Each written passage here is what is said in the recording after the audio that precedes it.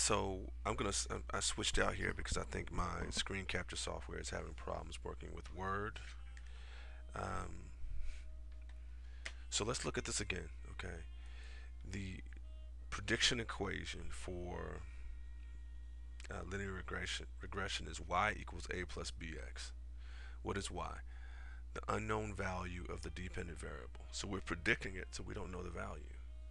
A is the constant, b is the slope, and x equals the known value of the independent variable, the value that we're going to use to predict the dependent variable.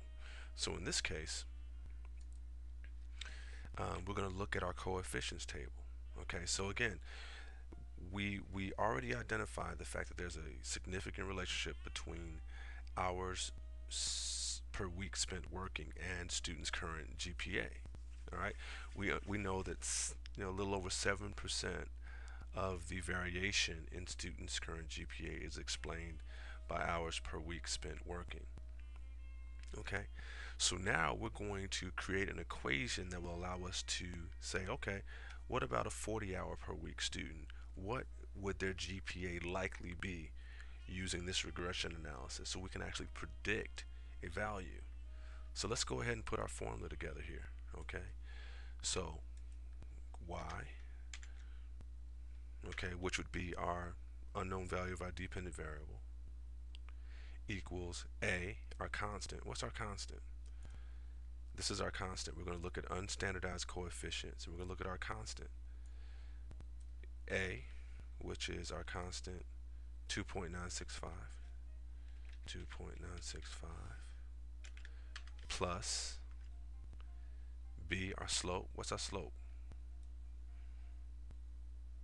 Okay, hours per week spent working. So this is our constant. This is our slope of our independent variable. Here's our independent variable. Here's our slope b, 0.008 times. I want to look at 40 hours a week. There's our regression equation. Y equals a plus bx. Y equals our constant plus our slope times our known variable. All right, so let's go ahead and calculate it. What a mess. Y'all got me up late here.